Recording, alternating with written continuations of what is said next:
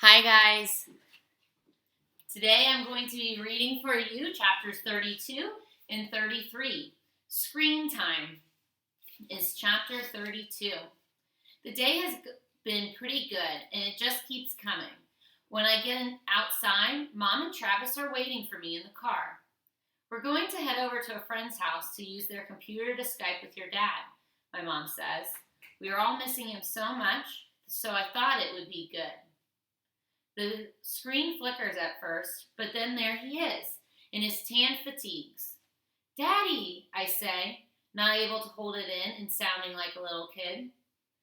Allie Bug, you're so big. How are you, sweetheart? I'm good, Daddy. How are you? I'm good, but homesick. I sure miss you guys. I think how there's a word for him missing home, but not a word for us missing him. He holds up some of my pictures. I love the pictures you sent. I hang them up around my bunk. The other guys are jealous. He winks. I can tell that Mom wants to cry, but she doesn't. She says that being a soldier's wife means being strong for him. She doesn't want him to know how hard it is without him being here.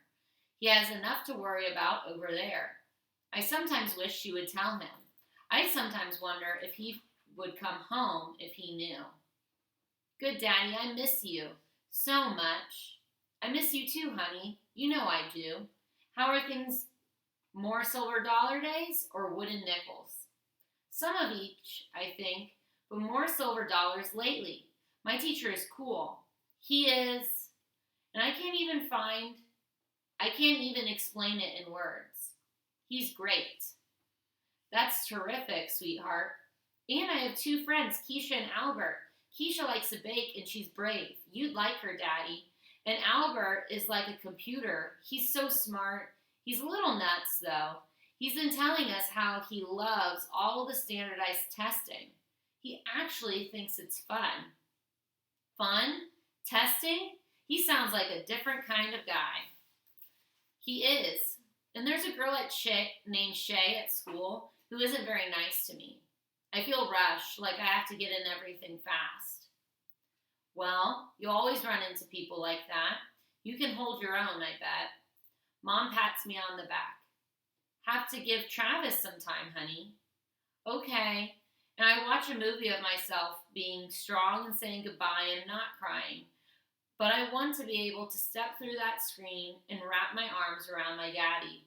It feels like a part of us all is missing, and we won't be whole again until he's home. Hey, Dad says, remember, Allie Bug, I love you. There isn't anything in the world I love more than you, your brother, and your mom. I nod. Travis sits down next. Hey, son, how are the big plans coming? Not so great. What's going on? Nothing, Travis says. Come on, maybe I can help. Travis glances at Mom and me. Well, this new manager came in at the garage. The old guy used to let me do my thing, but this one hangs over me, always asking me to follow the specs in the manuals. If I do something, he wants to know what page I looked it up on. I know how to work on different cars. I don't need to look it up. My dad takes a long, slow breath. Well, that does sound rough. Have you tried talking to the guy? Or having him talk to the old boss? The old boss is out with back surgery for a while. Travis shakes his head.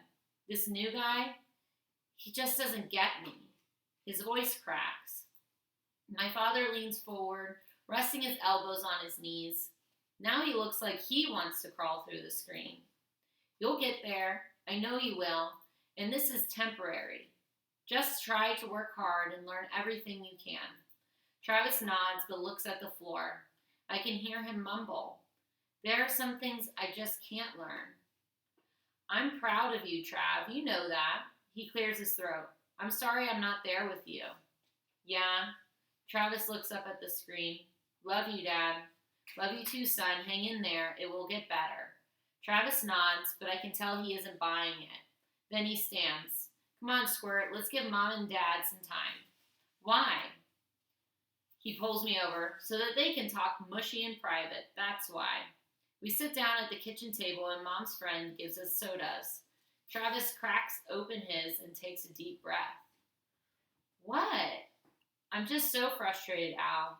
There's so much I want to do, but I want to help him. Maybe we could head out to some junkyards like we used to and see if we can find something that's worth fixing up. Maybe I'd love to find another old Coke machine or something in someone's barn, buy it cheap and fix it up on my own. He looks at me. You know, I can turn almost anything around for some good money. The words are the same, but they are heavy. There's no wiggling fingers or talk of being a genius, and my brother looks so serious. I know you'll have Nickerson Restoration someday, Travis, and it will be part mine because of the name, right? He turns back and laughs, but it isn't real. He spends the rest of the time looking out the window, and I rack my brain trying to figure out what I can do. Mom calls us back to say goodbye. Dad puts his hand on the screen. All three of us put our hands on the screen too. Just as he flickers away, Mom leans over and leaves a lipstick kiss on the glass. Then she rests her forehead there and stays a while. Chapter 33, Possibilities. Working with Mr. Daniels gets easier because I am happy, but the work is really hard for me. He has written cat on the board and we talk about the sounds. I can only hear one sound, cat, but he says that the word cat has 3 separate sounds. It feels like he's telling me that the sky is yellow. As I say each of the sounds, he has me tap them out on my fingers. It does seem to help. It forces me to make them separately even though they're all one word. But it is a tiny word, and I worry what I'll do with whole books. Will I ever be able to do this? When we are done for the day, he leans back in his chair like Travis would. So you're doing great, Allie. You really are. How are you feeling about all of this? I'm actually happy to do this extra work, and I never thought I'd ever say something like that. He smiles. Good. I'm glad. But, yeah? I guess I still wonder if I'll ever be able to read the same as other kids and be normal and not have to have all this extra help. It seems impossible. He becomes serious. Then he takes out a piece of plain paper and pulls the cap off of a marker with his teeth. He begins to write, impossible. Do you know what this says?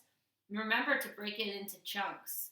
This is a long one, though, isn't it?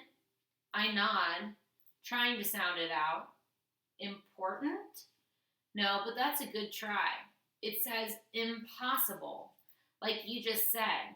You told me that you think it seems impossible to read as well as everyone else. Yeah, I say, wondering why he had to write it down for me.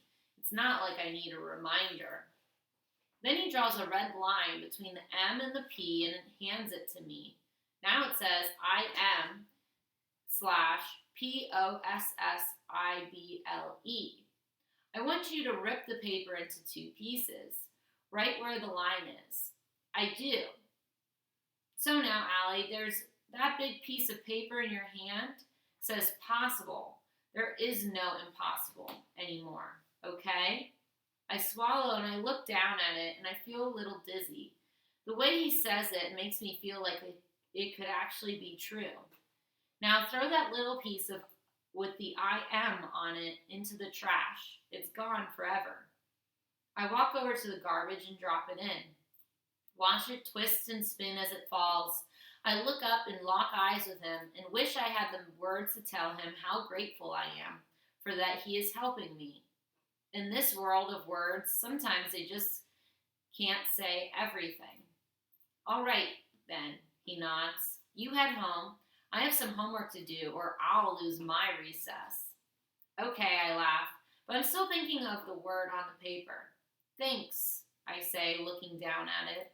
My pleasure, he replies, and takes a folder out of his briefcase.